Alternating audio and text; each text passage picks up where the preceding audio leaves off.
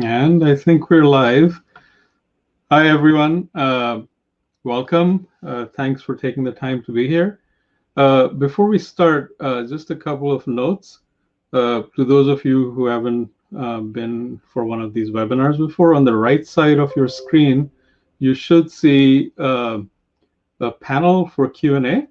So you can start entering questions there, and then you can also upvote questions that you would like to see answered. And I will leave time towards the end of the presentation to answer those questions. The other thing, it's a technical note. My laptop has been crashing unpredictably for the last couple of weeks. Technology is wonderful until it isn't. So if that happens, don't leave, hang on, I will reboot, I'll be right back. Our product manager, Asia, is here, and she will keep it going until I re-enter. Okay, so let's get started. I'm going to share my screen. Let us begin. So I think some of you at least may know who I am and my work, but there's a link right there that you can go to learn more about what I do. The link below that is Granthika's homepage. We make tools to make writers' life easier, so please go check that out. Okay. So my colleague, the poet Robert Haas, and he's an amazing poet. If you haven't read his work, you should go find it now, has said this: it's hell writing, but it's hell not writing. The only tolerable state is just having written. So I find this quite compelling and true. So the question that's been on my mind for a long time now is, if you're going to live in this hell, although it's sometimes also heaven, how do we navigate this, right? And writing a book or even a short story can be a long journey. So how do we make ourselves most productive and most comfortable in this life that we've chosen to lead? So my first thing that I've realized over the years is that you have to treat your writing like a job, right? What that means is that you set aside a regular time to work, every day, every weekday if possible. If not, maybe every other day. It doesn't matter, I think, what time of the day it is. But what you do during that time is that you show up at your desk and you sit down and try to work. And what I mean by when I say try to work is that sometimes you're not going to get out more than a few words. That's okay, but you still have to sit there and spend the time. Don't look at your phone. Don't check your email. Just try and concentrate on what you're doing. And the reason for that is that it's only through doing this daily work that you can actually find the ideas. And then when something does come that is really inspiring, that is great, as Pablo Picasso puts it, inspiration exists, but it has to find you working, right? You have to be there for the thing to come to you. So when I lived in Washington, D.C., I had a very good friend, a writer, who had a beautiful house out in a wooded area outside the city, plenty of room.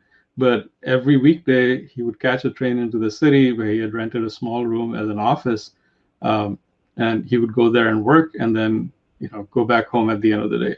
And the reason he told me he did that is that it made him think that he had a job, right? He wasn't just waiting for inspiration, whatever that might be. So I think this is very, very important, right?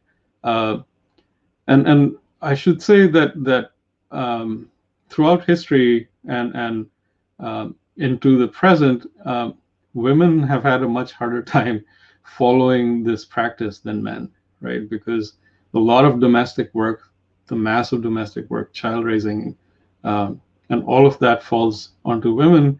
And nowadays, even when they're working in the workplace, the domestic side of life is still on their shoulders to a large extent. So I really admire writers like Grace Bailey, right, who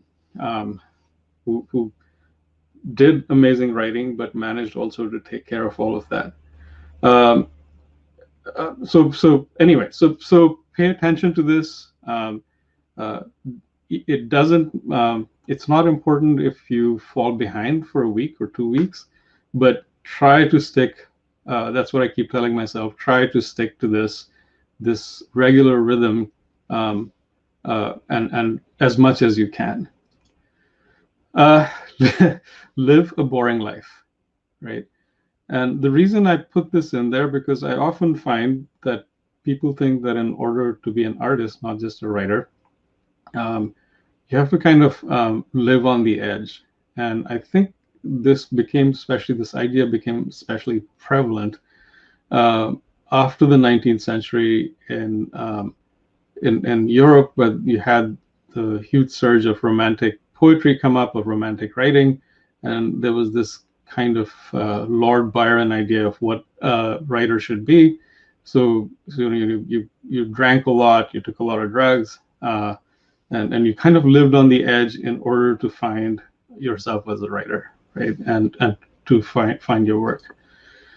And Sheila Chandra, who's no relative of mine, um, points out that one of the most damaging myths that new and emerging artists labor under, the idea that creative chaos is uncontrollable and that chaos itself is the mark of a true artist.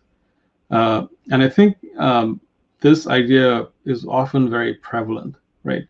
And when I say a boring life, it doesn't mean that you have to sort of shut yourself away in your office and do nothing else but write and think about writing. Uh, but it's not necessary at all, I think, uh, to seek out chaos that you don't need, right? And then, as usual, Flaubert put it very pithily: be regular and orderly in your life, so that you may be violent and original in your work. So I think that's a very good way to order one's existence. If you're a writer or any kind of artist, you want to be able to find a circle of calm, so that you can explore all of that which is not calm, right? Because in your work, very often, and I would say that's more the case than not, you are going to be addressing really disorderly criminal issues, violence, politics that are ugly. Uh, so you need to be able to work towards that from a place of peace, or relative peace anyway. Um, and I think for each person, how you find this order in your own life uh, is going to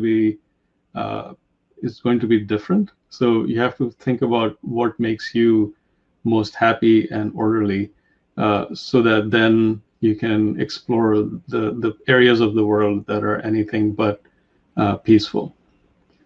Uh, and we can talk more about this later in terms of this kind of psychology during the Q&A period. Set a daily target for output. I do this, and what I found is over the years that a lot of writers, I would say the majority of writers do this, especially towards the beginning of a project. And what I mean by set a daily target for output is, for instance, for me, I come to my desk in the morning, I sit down, I read a bit of what I've written the day before, and then I try and write 400 new words for today. And that's a pretty small target, but I've found over the years that this is something that I can achieve over the hours that I work every day, and I can actually manage this. And by the time I reach the end of these 400 words, I feel tired, and I feel like if I try and do more, I'll be stretching myself. Uh, so, and as opposed to my 400 words, for other people, it varies quite wildly. So my wife, Melanie Abrams, she aims for 600. I know people who do 1,000 or a couple of thousand. One of my favorite Victorian writers, Anthony Trollope, he ran the British Post Office for years, but he used to get up in the morning, if I'm remembering correctly, at 5 in the morning, and he would go to his desk and start working, and he would churn out just thousands and thousands of words, right? I can't remember offhand what his daily target was, but I know if I'm remembering correctly, it was upwards of 5,000. And this served him really well over the course of his lifetime. He published 47 books besides innumerable short stories and reviews and stuff like that. So you don't have to be a maniac like Trollope, but I like to think of him as an exemplar of somebody who practiced a kind of daily discipline and managed to be amazingly productive with it.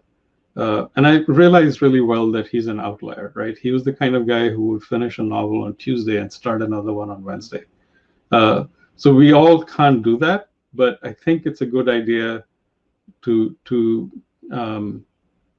start developing the ability to produce a little bit at a time, but do it steadily and keep doing it for weeks and months.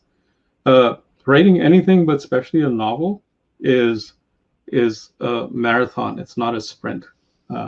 So what you have to do is train yourself so that you produce a little bit every day, and then keep going. And one day you'll be amazed you have a complete manuscript, and you'll get a sense for what kind of rhythm serves you best. Oh, and I should have also said that if I start working, there'll be some days where at the end of 4 hours I'll have produced 100 words. That's okay. If my available time for working that day is over, I knock off, right? But if I manage to write 400 words in 1 hour, I knock off also, and the rest of the day feels like a holiday then. So what I try to do is follow this discipline of reaching a kind of target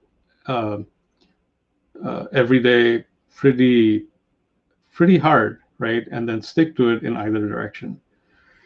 The other thing that one must do during this time is, as best one can, is avoid distraction, right?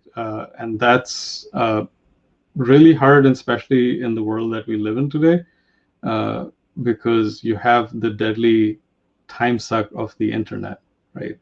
And your phone keeps ringing. So as much as you can, you have to let family and friends know that you're not going to be available for consultations during this time, that you cannot answer emails. I know a lot of writers have programs that they've set up that actually shuts off the internet during a certain time, a certain period that they set aside for writing.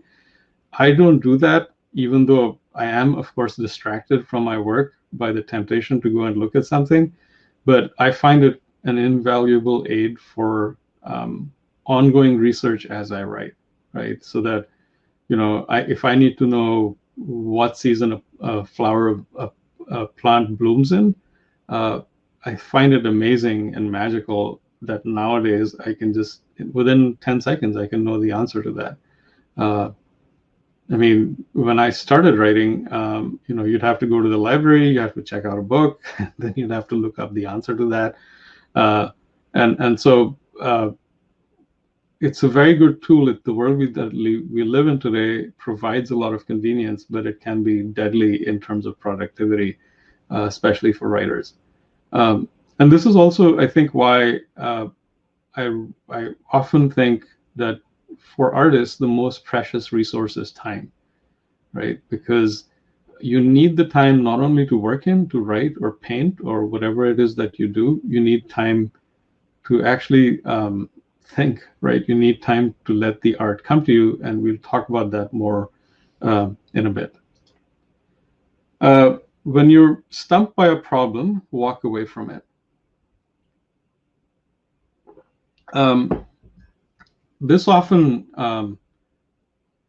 does happen to me, especially in the area of plot. I'll reach a point in the narrative where I've got the characters, I've written something that has taken me into a place where I'm interested in to see what the characters are going to do next, but I have no idea how to do it or what's actually going to happen. And what I found is that when this happens, if I obsess about this, right, if I keep trying to work it out and concentrate really hard, it actually becomes much harder to find a solution. So what I do is when this happens, I just stop. I give myself a week off from the routine of work, and then I just tell myself, okay, you're on holiday, don't think about the work, right? And I try then to go and listen to music, I watch movies, I read books that I enjoy. I stop doing research work for the thing that I'm working on. And then, oddly enough, at some point, without me wanting to, or without me thinking about it, the solution will pop into my head fully formed, right? And it's kind of wonderful when that happens. But I think the reason that happens is that I'm not straining towards it, right? And I think not just writing, but generally problem solving is a kind of mysterious thing. When you're trying to do something, um, when you're trying to work towards a solution to a problem, it's not just that your conscious mind that is working, it's your entire body, right? The parts of your mind that are not available to you, your sub and unconscious as well. So that when you've given those parts of yourself a chance to exercise their chemistry, often they'll come up with a solution and in a sense tell you about it, right? I hope this doesn't sound too mystical, but I've listened to a lot of people talk about this, and including people who work in science, for instance, right? That that solutions are difficult to find sometimes consciously, but that you can arrive at them by actually relaxing away from them. And Dorothea Brand, who is a person, a writing teacher who worked in the early 20th century, in 1920, published this book, Becoming a Writer. And this is what she said: amuse yourself in wordless ways. Instead of going to a theater, hear a symphony orchestra, or go by yourself to a museum, go alone for long walks or ride by yourself on a bus stop. If you will consciously refuse to talk or read, you will find yourself compensating for it to your great advantage. Uh, and I think this is true, right? That a kind of quiet meditative practice, whatever it is, even as she says, going for long walks or riding by yourself on a bus stop, that's where a lot of this kind of meditative problem solving comes into play. It can come into play when you allow yourself to relax into that kind of meditative reverie. And I have to say that this practice can differ from person to person.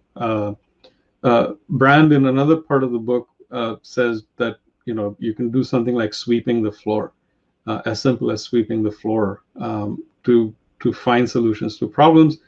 For me, for some weird reason, a lot of these ideas come into my head when I'm taking a long shower, which which is not so convenient for my family, because sometimes they want to take a shower too. But I've found over the years is that it's amazing that this actually happens. And a couple of times in my life, it's happened that in that kind of really fuzzy period between falling asleep and being fully asleep, that's when some things will occur to me.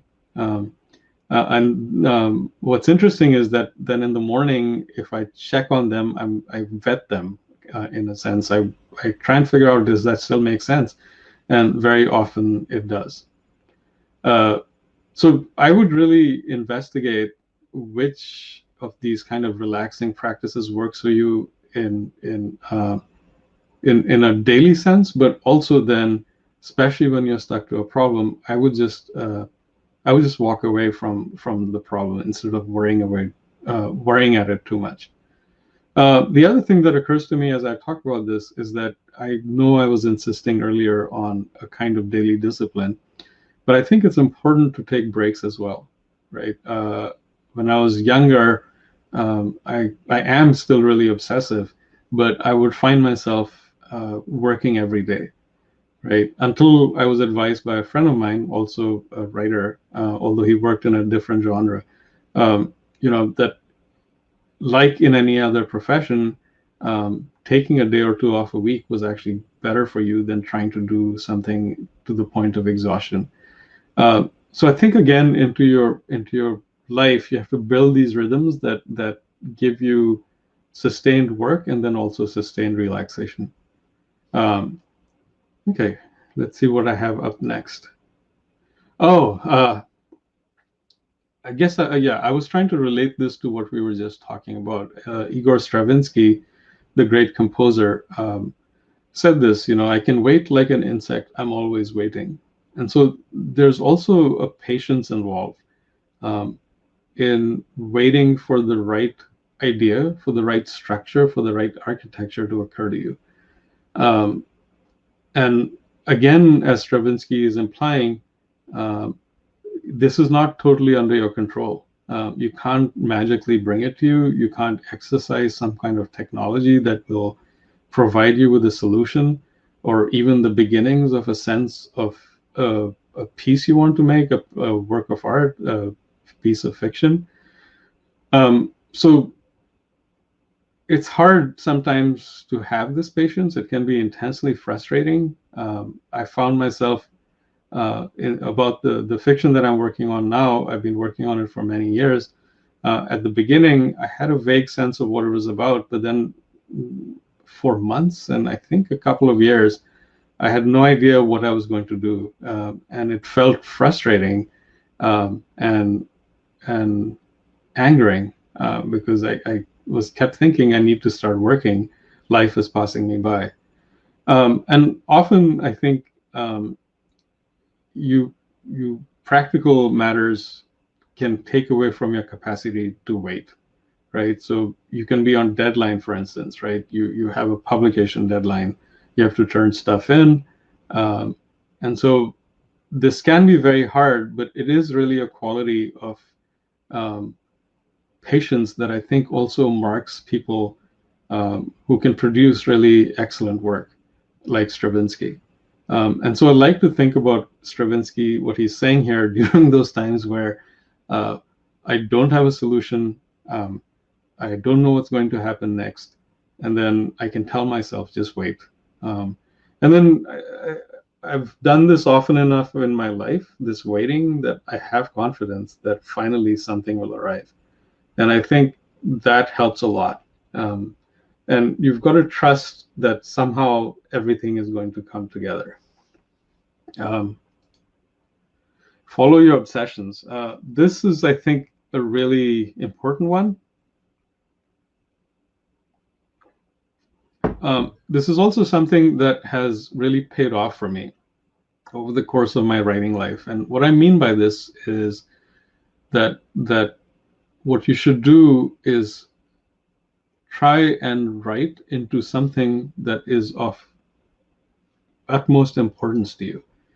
And Ernest Hemingway put it nicely: write hard about what hurts, right? And what he means by this, what I think he means by this, is that if there is something that disturbs you, that keeps coming back to you, that you can't get away from, and this might be something that comes out of your own life, right? An experience, an early childhood experience, or it can be something that you read about in the news or that you saw on the streets.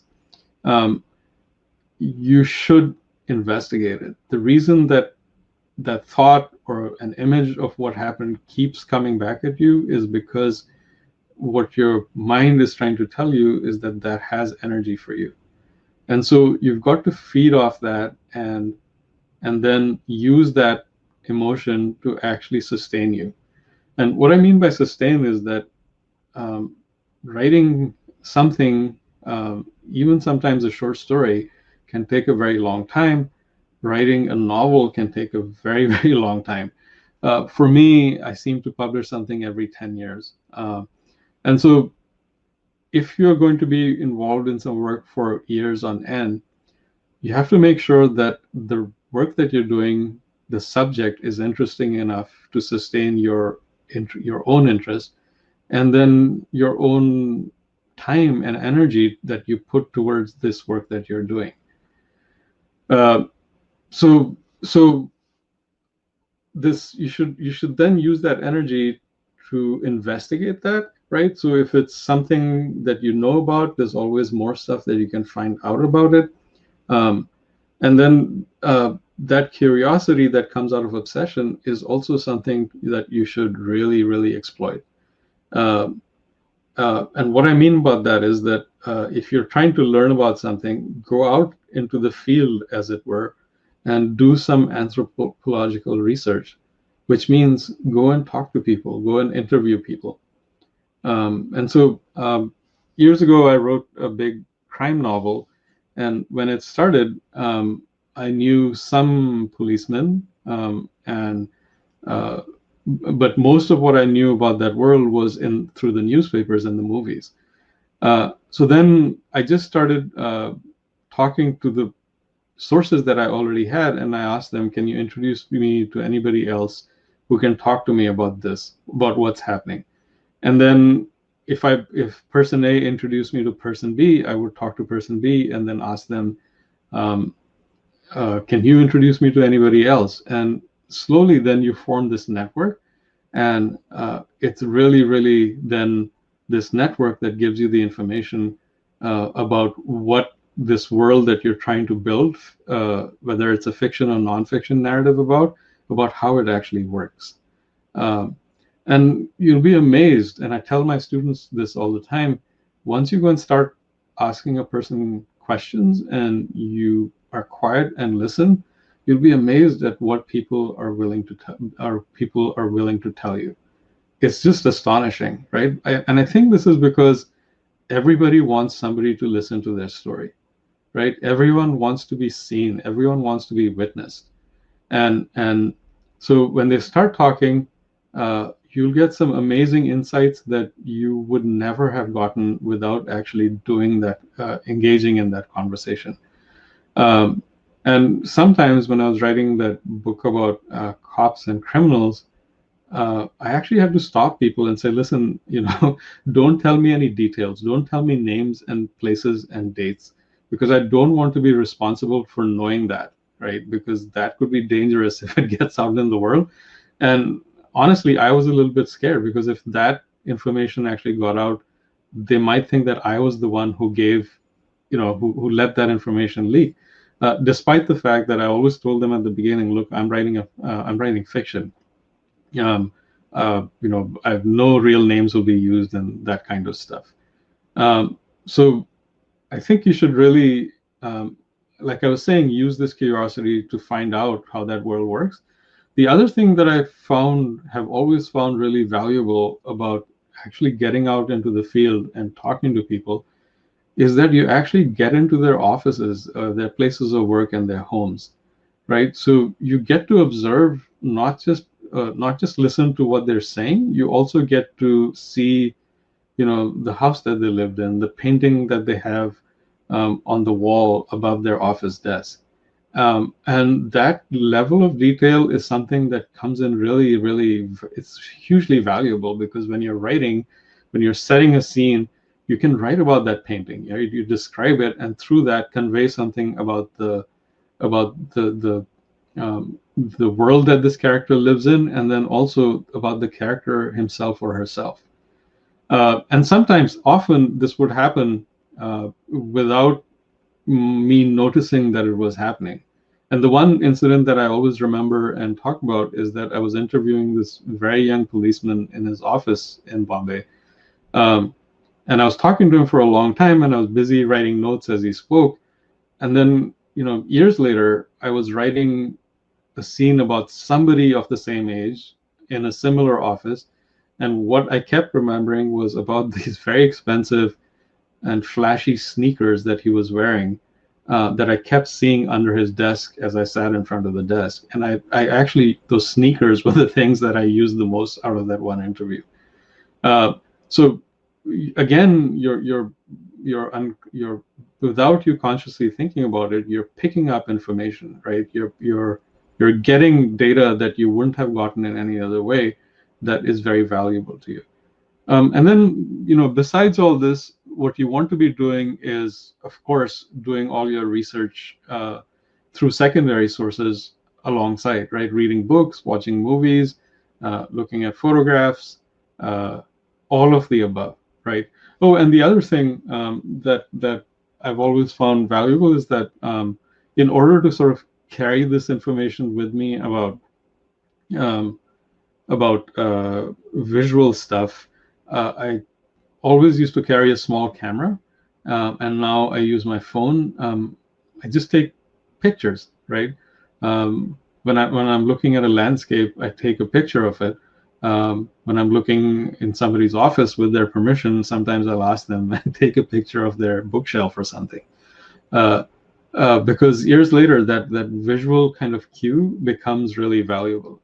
Let me just peer the time to make sure that I'm not going on too long. I want to save some time for questions at the end. Uh, Take care of yourself emotionally and physically. And I guess this goes back to Bob Haas's comment about writing is hell and not writing is hell.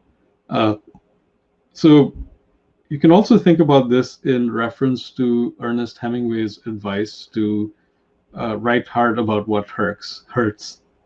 So I think in normal life, most people, um, if something is hurtful, they try and avoid it, right? They try and walk away from it.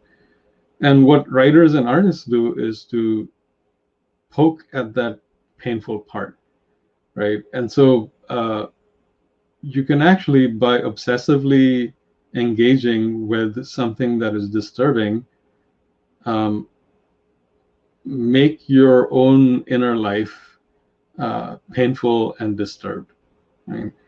And so I think your health, your inner health, becomes very important as you investigate these worlds that are painful and disturbing, and also then you dwell in them for hours every day, perhaps for weeks and for years.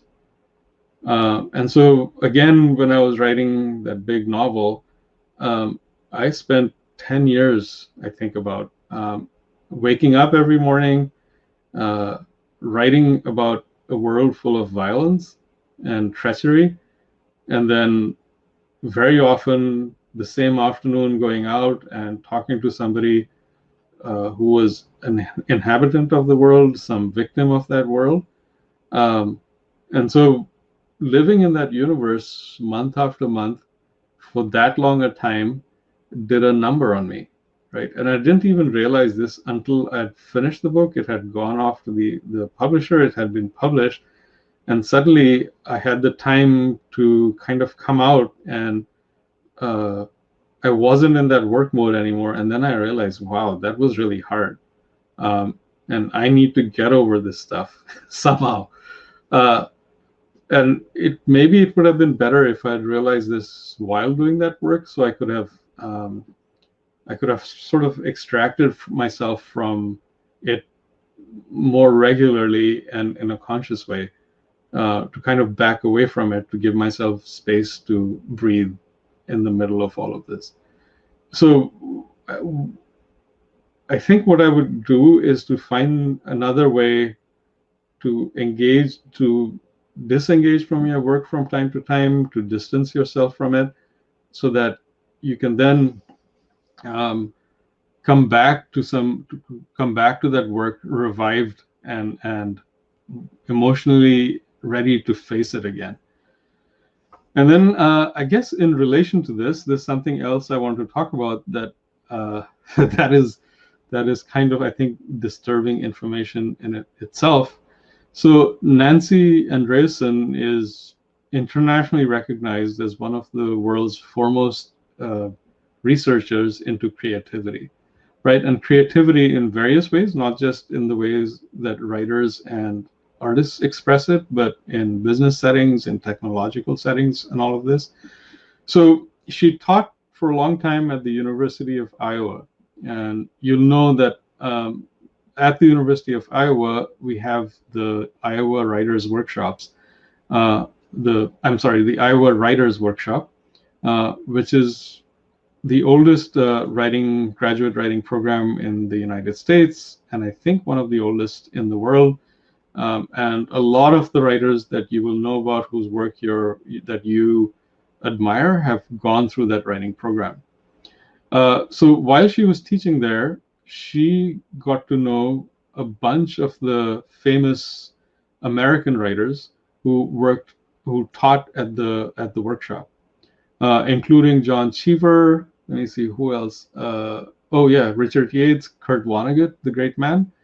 And so what she was able to do is to do a 15-year study, a longitudinal study, in conversations with these writers who were very frank with her. And what she found was that a full 80% of writers had had some kind of mood disturbance at some time in their lives, compared to just 30% of the control group. And then the next part of what she says is always reminds me of this advice that I just kept giving you, that writing is like a marathon, right? You have to sort of power through the exhaustion and the pain. She says successful writers are like prize fighters who keep on getting hit but won't go down. They'll stick with it until it's right. So this is a kind of sobering statistic, right? And I think we need to fully recognize it. I should also emphasize that I'm not at all saying that one needs to be depressed in order to be an artist, right? Because that is not at all the case, right? That one should look for unhappiness in order to release creative chaos and so forth. I find that like a really pernicious stereotype that unfortunately is rampant in the world, and that I think it's actually destructive for the lives of writers and other artists. But what this does mean is that you should, if you need it, you should talk to people. You should seek help. You should talk to your family. I think too many of us remain closed up about this kind of experience in our lives, and that can be really destructive, and destructive sometimes in really extreme ways. So the work itself, I guess, as I've been saying all along, is tiring, it's exhausting. Sometimes the work itself takes you into emotional areas, into psychic areas, into spiritual areas that is very treacherous. Professionally also, there are the cycles of success and failure that obviously come about. It's hard getting published, especially for younger writers. So all of this can take a toll on you. And so I think recognizing this and then learning how to deal with it, enlisting the help of family and friends, is something that is crucial to living this life, right? And I can't really tell if all of this is more intense for artists or not, because I've been a writer pretty much all my life. I've been writing since I was 11, so I don't really know another way to live. Although I've worked, obviously, I teach in academia. I am right now involved in a software project, but my primary mode of existence is this. But I'm sure that people in the other professions face the same kind of stresses. But at least from in an anecdotal sense, from my experience itself, I believe that it's really intense for writers and other artists, especially I think for actors. I have a lot of friends who are actors in various parts of the world, and I really admire them so much, because the kind of stresses they face, especially because their work also involves inhabiting those characters in such an intimate way, that they face a lot of inner trauma in the work itself. Okay, I don't want to dwell too long on this, but also I just want to emphasize that this is not something that only modern people have thought about. Nancy Andreessen points out that Aristotle, way back in the 4th century BCE, um, said that those who have been eminent in philosophy, politics, poetry, and the arts have all had tendencies towards melancholia, right? So this thing has been around for a long time. And then in India, in the 9th century CE, dramatist, critic, poet named Rajashekara said, when the poet, after the intense activity of poetic composition, wishes for a relaxation, the inmates of his family and his followers should not speak without his desire. And his wife, I should say, was also a very famous critic in her own right. So I think what Rajashekara is saying is that when the writer or the critic, after you spend, the morning composing, writing, it takes you a while to get out of the intensity of that practice. And what you want to do is to be left at peace, just to revive yourself a little bit. I don't think that all of us have the ability or the convenience of having this happen. I think, especially as I was saying earlier, women often cannot find this because they stop working on their poem, and then they have to go out and deal with the kids, right? But I think around that time of intense concentration, as Rajashekara is saying, you need a little bubble so that you can work yourself out of that inner work that you've been going towards. Use the tools that work for you. I've noticed that right from the beginning, when I started publishing and going out on reading tours and stuff like that, people kept asking me, do you use a pen or do you write on the computer? And people still ask me that. I keep having these conversations with writers, right? Especially around the area of research. I keep asking people, like, how do you manage all the information that you gather over the course of writing a book? Because that's often something that frustration that I come up against, right? I amass all of these interviews. I need to think about them in relation to characters, so I keep asking people that. But so I guess what I'm trying to get across here is that what you should do is find what the tools that work for you. Like I was saying, we live in an amazing time in terms of technology. We have the internet at our disposal. There are search tools that are amazing.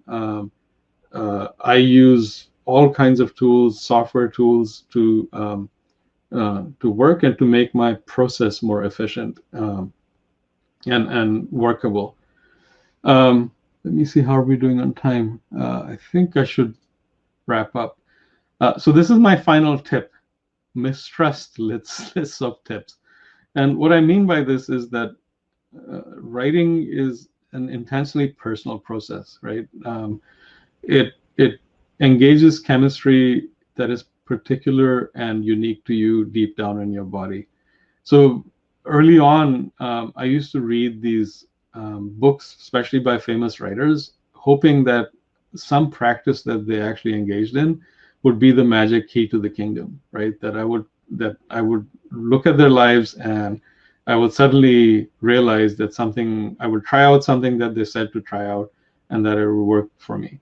And what I've realized over the years is that you can't do that, right? Because what might work for 10 other people will absolutely not work for you. So all of these things that I've been telling you, don't take them as gospel, right? Don't trust me. These are just things that work for me. So pick and choose, right? Figure out what works for you, and then do exactly that. And that might take a while for you to work out what those things are, and that's fine. And then over the years, things that used to work might not work as you get older. So you might have to work out new practices. Things that worked at one time in terms of responsibilities. I have young children now. So I used to like to work for long sort of chunks every day. I'm finding that I can't do that anymore, obviously. So I have learned how to work in smaller periods of time.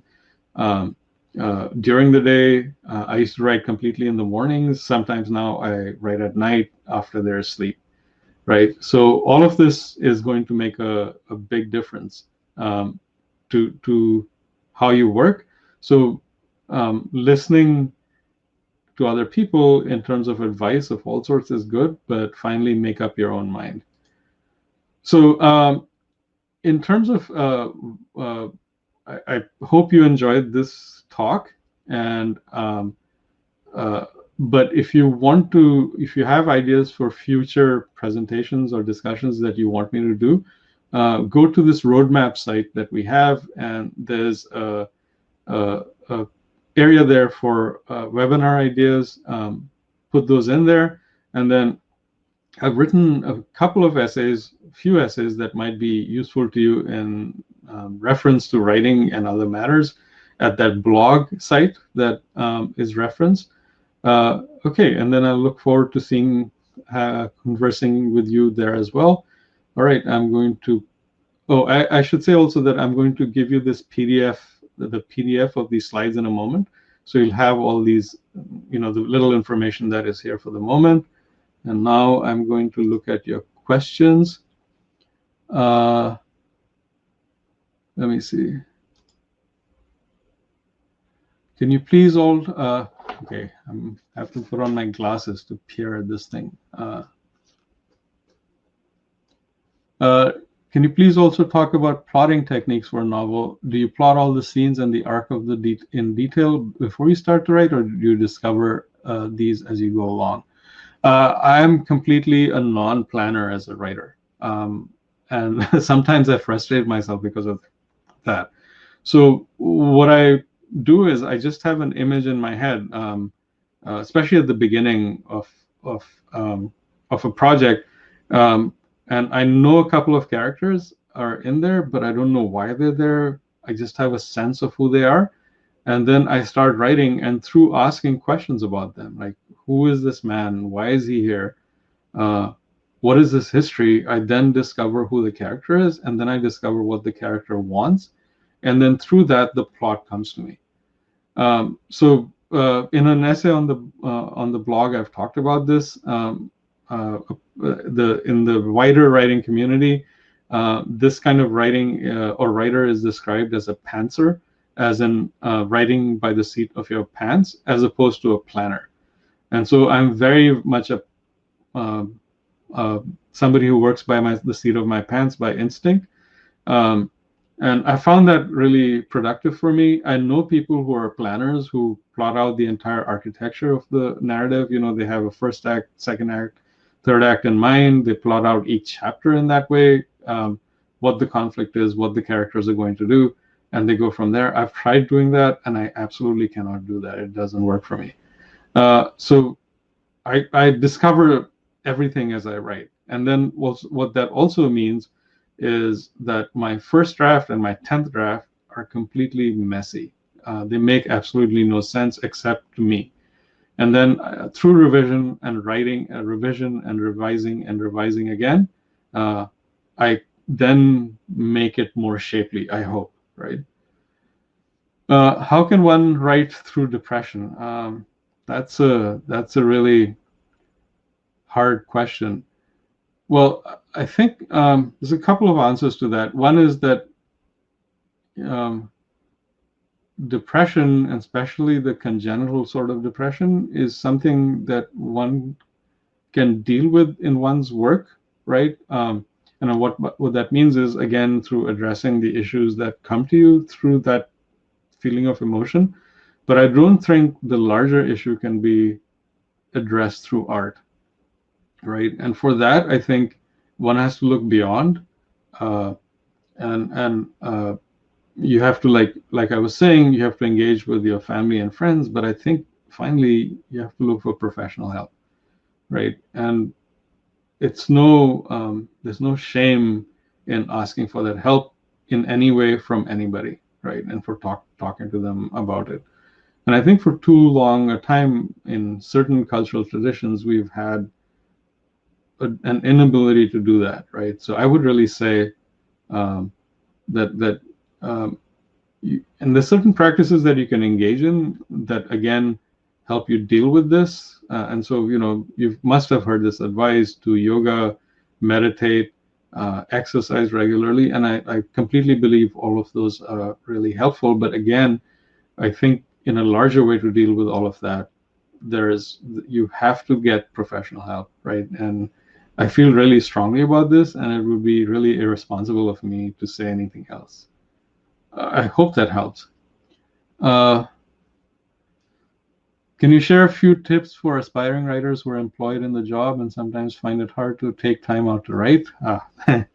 Yeah, that's a double bind, right? Because you've got to have that job and keep working. I guess, there's no real kind of solution to this that is going to make life easier, except that finding that time, even if you can only do it for 2 hours on a weekend and then sticking to it, I think that is what one has to deal with, right? That's what makes that marathon possible, and then keep working towards actually finding more time. And again, like I was saying, for writers and artists, the most precious resource is time. And I really, really believe that, and I've seen it in my own life and everywhere else. I have to say also that for I think 99.99% of writers, you never make enough money from your writing to do it as a living, right? And so even very successful writers, award-winning writers, have day jobs, right? So in the States, for instance, a lot of us teach, right, at a university. I think the trick is also finding a profession a day job that pays well, but that is flexible in terms of time, and that gives you enough time to write, or more time to write than you might have in another profession. And I was lucky as a graduate student to stumble into that. I started really getting interested in computers and programming. I never had much formal education. I think I took 2 classes as an undergrad in programming, but through my obsessive interest in computers, I started programming for small businesses when I was a graduate student, and that's how I supported myself all through the writing of my first novel, and it paid really good money. So that was very useful. I don't know what the equivalent job would be nowadays, and I should also say that although it paid really well, at some point when I got out of grad school and I was supporting myself only through that, and even in grad school, because you don't get paid much as a graduate teaching assistant, those of you who've been through that know this, the life of a freelancer is not stable, right? Like 1 month you'll get a lot of work, and then for the next 2 months you don't get any work at all. But I think that that kind of work where you're getting paid a decent amount, but that has time freedom of time involved, I think that's the most. I guess it's not very adequate advice, but I think that would would contribute towards it. I don't know how helpful that is, but really a lot of my students ask me the same thing, and that this is what I tell them. Let me see. Would you please clarify if your 400-word goal is purely generative, or when you're already editing and revising what you've already written? No, that's a very good question. No, the 400-word target is for when I'm writing new stuff, right? Afterwards, when I'm in a stage of revision, sometimes I might write 5 words during a whole day of work, right? Because there, you're shortening sentences, you're cutting and pasting, you're changing the order of events. So there, I think it doesn't make that much sense to hold yourself to a word target. There, I think holding yourself to a time schedule becomes much more useful, right? I'm going to write from 8 in the morning till noon, and then I'll do as much revision as is possible during that time.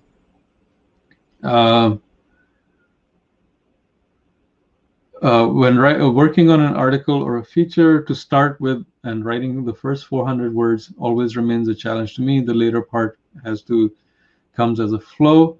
How to overcome the issue while writing the first 400 words.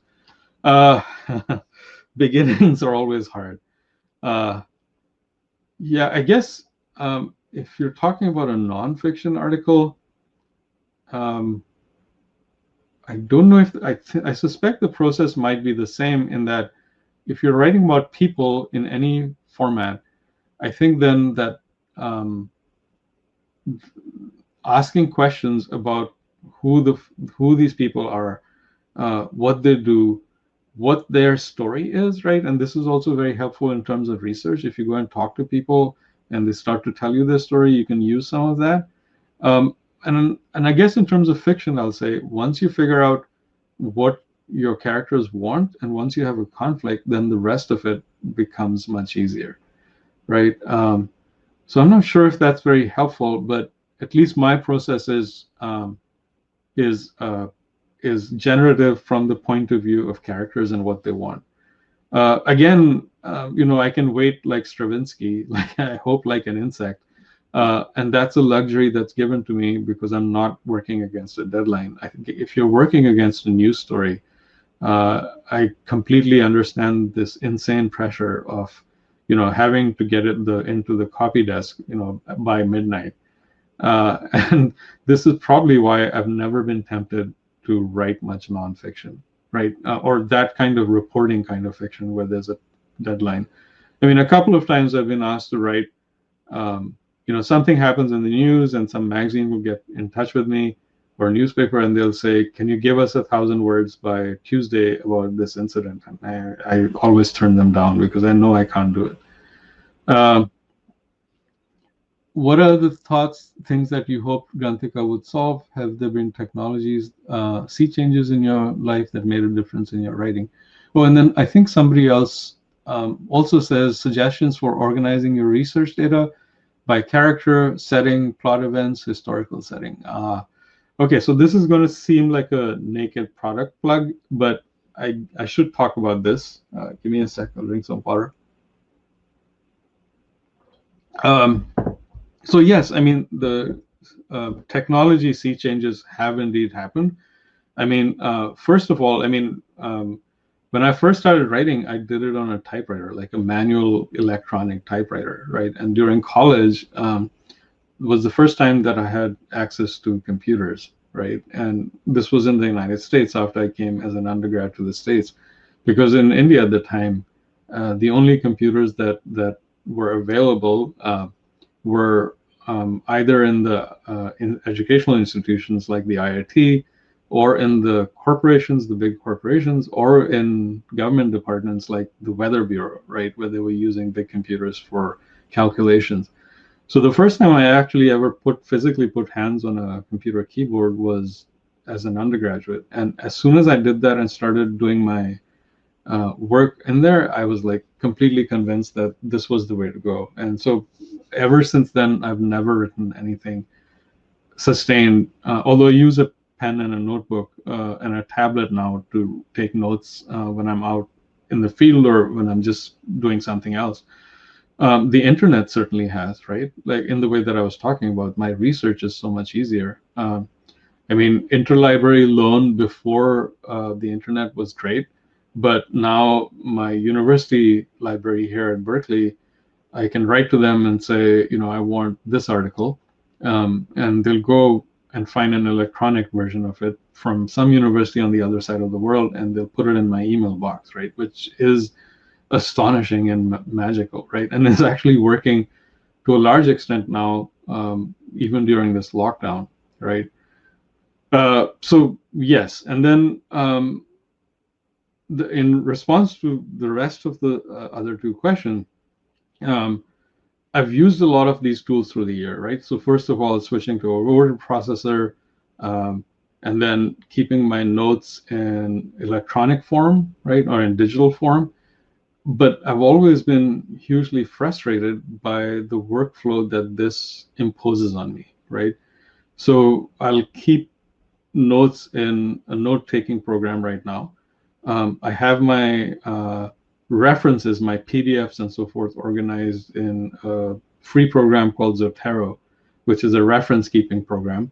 And then until recently, I would be writing in Word or some other word processor, but I would have no way of linking all of these things, right? I couldn't, while I was working, and I really quickly needed to look at some PDF that I had saved 2 years ago. I have to then go and search for that thing in my reference program, and then find the place, the page number, and then bring all of this together, right? And then for timelines, I was, I have a timeline program that I was using. My wife, until recently, had a paper, has a manually drawn timeline on the wall, right? And the trouble with timelines is when you change one event, you then have to like consider all the downstream events, right? Because people's ages will change according to when they occur. Certain events occur, and it was very hard to calculate all of this against all of the other complexities that your narrative then introduced into this picture. So I was looking for years for a solution to this, so when I started writing the big crime novel, Sacred Games, I knew pretty early on that it was going to be really long, right? Because I had a 60-year timeline. There's more than 100 speaking characters in that book. So I looked around and I thought surely somebody's written software to do this, and nobody had. And so I managed somehow through that book to keep working in the process that I always made, but it was extremely painful. And I think it's not so much the labor as the time and the cognitive load that it imposes upon the writer to manage all this information. So after the book was finished and I had downtime, I was thinking, like, why hasn't somebody done this? It's such an obvious pain point, not just for writers, but it's also, I could see that this was also a problem in corporate writing. Why hasn't somebody allowed us to link text directly to all this other data that the text is representing, or that the text is based on? And once I started looking into it, I discovered that it's actually a pretty hard problem. And people have been working on this for decades. And again, because I'm obsessive, I thought about this for years. And then one night, in that place that I was talking about, that half space between sleep and waking, there was a kind of glimmering of a solution that occurred to me. And then in the morning, it still made sense. And then so I ended up, through a series of lovely intersections of writing and tech, came into contact with my brilliant co-founder of Grantica, Borislav Yerdanov, and he had been facing the same problem in another way. In the technical field, it's called knowledge representation, and he'd been working on that for years, and we really met at the right angle. And so we ended up creating this program called Grantica. And that's precisely a solution to this problem of how do you organize your characters, and who they are, and all the information that you've collected about them, the reference material. And so I'm writing my new work in Grantica now, the new fiction that I'm working. And you can see all the behind me. This is my messy office, and there's all these books. There's a big pile of paper. Oh, I'm turned around. In that other corner, which are the things that I've collected. And I'm finding it really a relief to be able to write in this in a way that provides me, that doesn't put all that cognitive load in me, right? As soon as I want to make a note about a character, I go and make a note. And then when I want to look at that note, I don't have to go searching to find it. It's just there.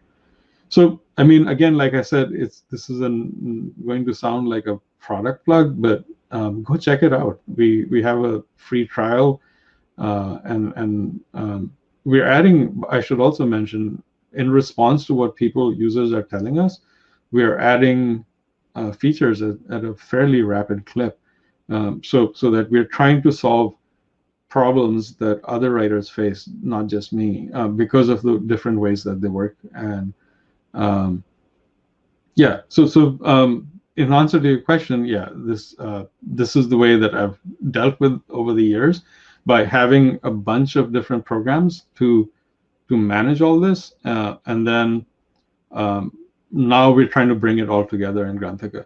Uh, if you want to look at more of the story, or hear about this, read about this, if you go to the Granthika site and you look, I believe it's under publicity, a page called publicity, there's a story from Wired magazine that describes the whole narrative of what the inspiration for the program was, for Granthika was, what uh, what the narrative, the story of what we're trying to build and why.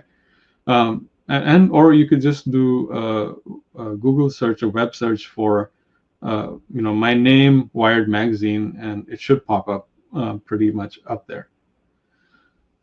This may be a ridiculous question, but in your novel writing, do you tend to write sequentially or write one wait a minute, one plot line for a while and then another plot line for multiple chapters? I'm a very sequential writer, right? And what I find is that the only way that I can work towards later events is to discover them through earlier events, right? But I know people who do this other thing of working simultaneously on different sections of the book, and somehow magically, to me, like a jigsaw puzzle coming together, they're able to bring it all together. But like I was saying, that doesn't work for me, although I've tried it. In the current work that I'm doing, I should say that I do sometimes have ideas about what might happen in the future, right? But I don't write them. I don't actually write them as in chapters or scenes. I just make notes about it. And so then when I get to that part where that event might occur, then I can actually write it out. Thank you for the webinar. Oh, I'm glad you find it useful. My question is, how do you merge the creative mind and the coding mind? As someone who has just started to code, I find I just cannot get into the creative mind to write my short stories. This also happens when I was a doctorate student, when I had to write a 77,000 word academic thesis to explain my 73,000 word novel. Wow. Yeah, I understand that academic world maybe too well. I don't know if I should say sorry for that, for academia inflicting that on you.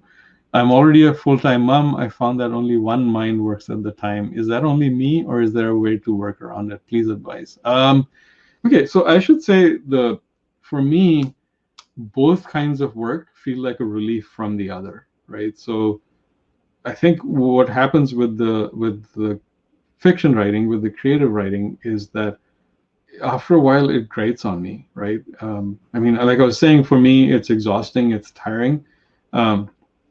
And then I want to get away from it, right? And then if I work in a technical area, I find that that works to me as a kind of holiday almost from the first, right? And then, after I code for a while or work on something that is more about tech, then and I work on it for a long time, I feel kind of tired of that, right? Tired out by that. So coming back to the fiction feels like a relief, right? And so that cycle really helps me. But I'd like to be able to separate it into two chunks, right? And that's not always possible, right? As you were saying, is that one tends to disturb the other. So over the last 3.5 years, when we've been working on our startup, we've had the usual startup problems of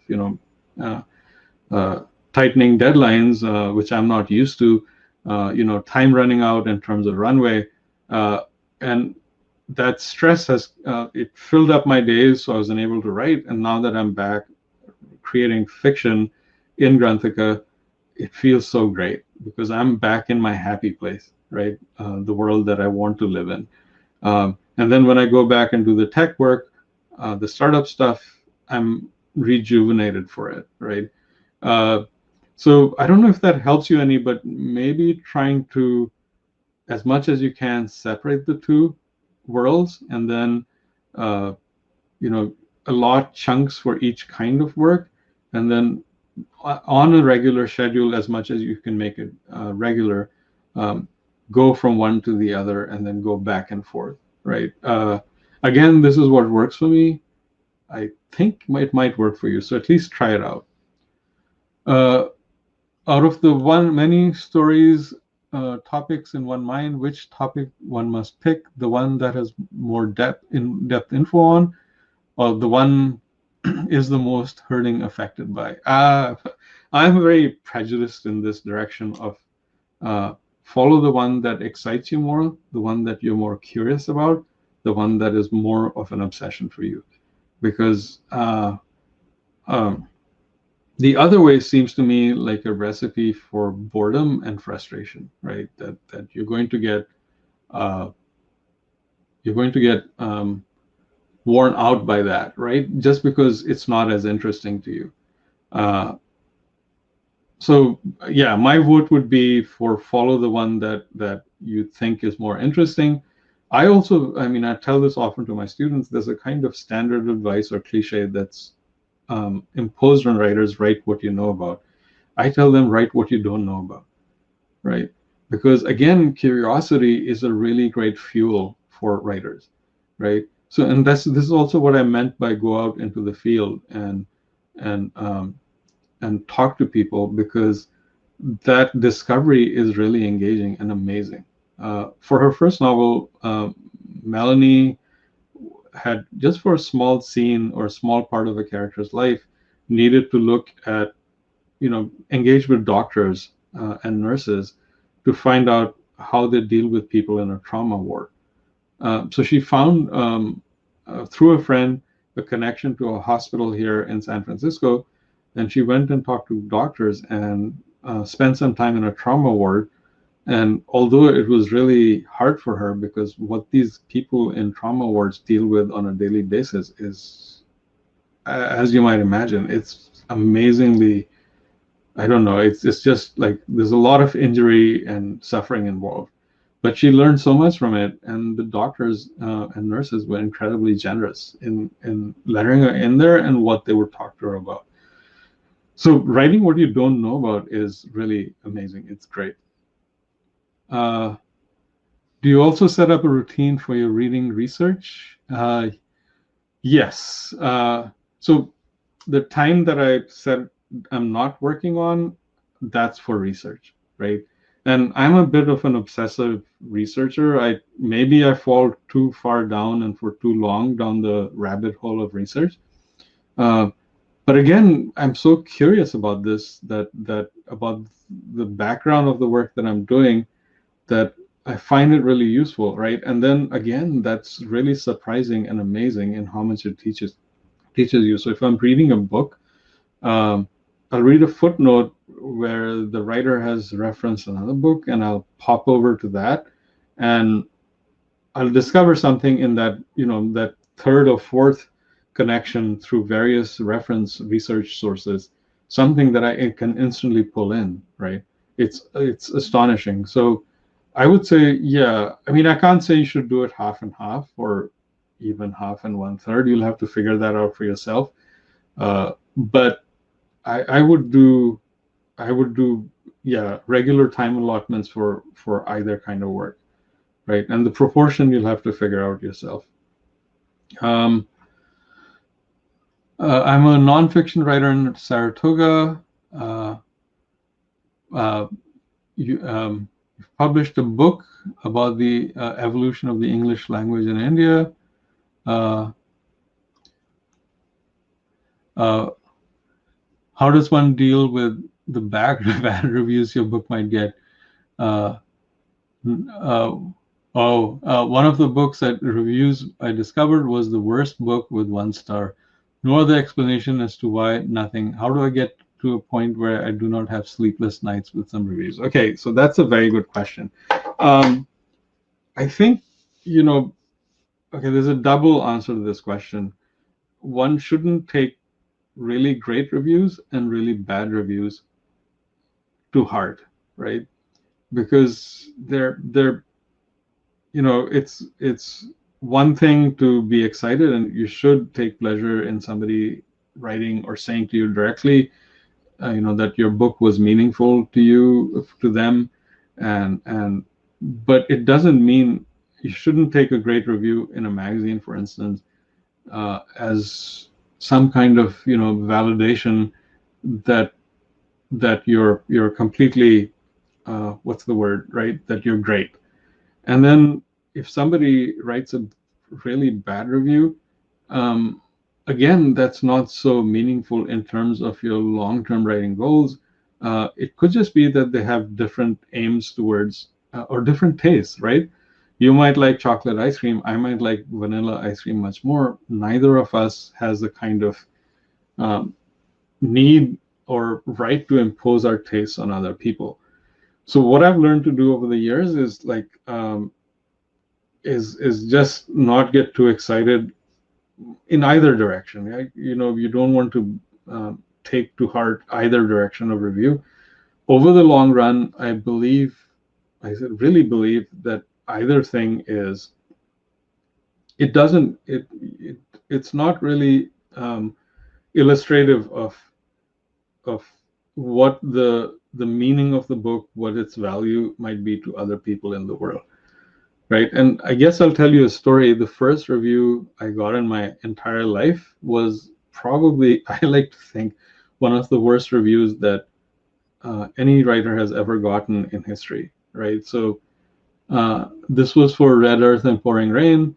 Uh, I I was I was going to do a public sort of presentation of the book for the first time in my life um, at Crossword in Bombay, and we were about to leave in a car for Crossword.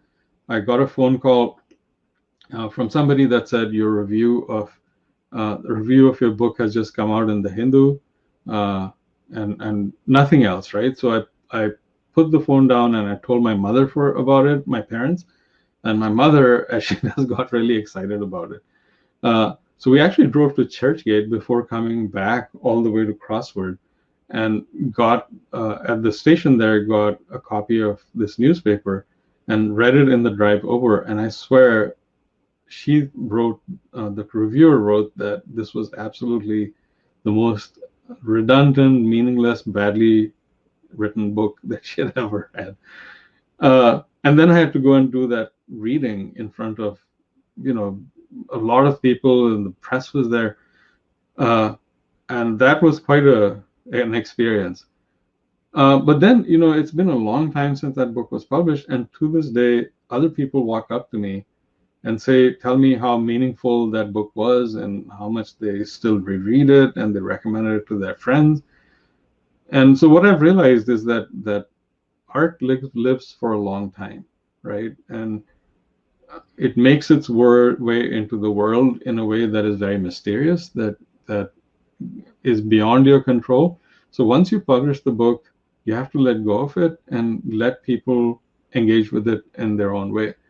And in the Indian tradition, in the Indian poetic tradition, dramatic tradition, there's this very old idea of the Sahridaya, about the same-hearted reader for your work. And what they mean by Sahridaya is the reader has the same heart as you do, so he or she understands, takes to heart your work in a way that you meant it, that you were looking for that reader. And that reader might come 10 years later, or they might actually come after you're dead, which is not very comforting, right? You write a book, and then 150 years later, somebody discovers it, and they're moved by it. But I think that's the way to think of it, right? That life is very long, and your book, the value of your book is not decided by either the great reviews or the excruciating reviews. So that first review, it taught me this in a very harsh way, right? So since then I've gotten other horrible, terrible reviews, and I've gotten great reviews, right? And somehow, if not on the day that the review comes out, not on the week that, the week after, but a month later, I'm able to let go of that, and it no longer gives me sleepless nights. Sir, huge fan of the book Geek Sublime. I'm a programmer too. Oh, thank you. I'm glad I found a reader who understood the book, who took it to heart.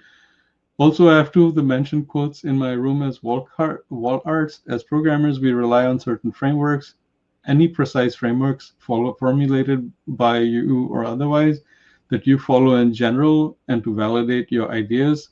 In general, to validate your precisely before coming to an idea. Oh, and you say that you like the idea of one quote per slide presentation. I absolutely forgot to give you the handout. Where is this damn thing?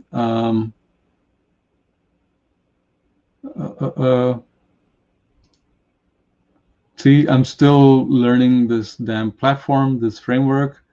Oh yeah, here we go, handout. Okay. Share, okay. Hopefully this is showing up in your UI somewhere. I should have done this earlier. I apologize. If you've fallen, if you've left the webinar, if you email us at support@granthika.co, we'll email it right back. Okay. I don't know about a framework that I follow in general. I guess the framework that I've described right now during this session is probably, for me at least, the most useful one. I get curious about something, I follow that initial curiosity, and then I go along with that, and then that teaches me things, and then I end up writing a book out of that. And I discover things as I go along. So for Geek Sublime, I had been thinking for years about Sanskrit. I'd been thinking for years about programming.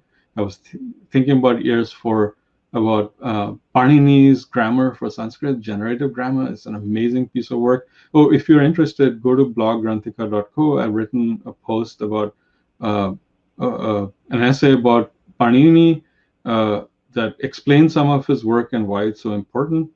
And so that might be useful to you.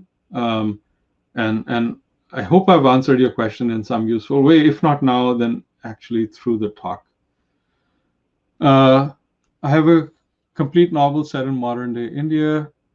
Been dealing with agent interest requests for full months. Oh, that's great. Congratulations. Getting an agent, maybe I should talk about this at some other point, maybe a webinar about the process of publishing. And then rejection after several months of crickets is very disheartening, to say the least. I still believe in my project as it deals with important and relevant issues. I wrote it in response to the infamous Nirbhaya case. Oh, that really needs writing about. Thank you for that. Any words or advice? Consolation. I think, God, I'm sorry I have to say this, but dealing with rejection is another part of the artist's life. And I guess the only answer I can give is that one has to deal with it and power through the shocks that process imposes on you. It's very hard to do, and even during the writing of the book, sometimes you lose faith, right? Am I writing about something that's useful? Is this book going to be worth anything? Am I writing it well? And I have to tell you that writers face this throughout their careers, right? Both rejection slips, in the sense that you write a book and then, despite you having published 4 books earlier, people won't be interested in it, right? And then I guess you have to go through it. I should say that also, this is why I admire actors so much, because they put their bodies and their faces and their emotion nakedly on the line, right? And again, they're rejected time and time again.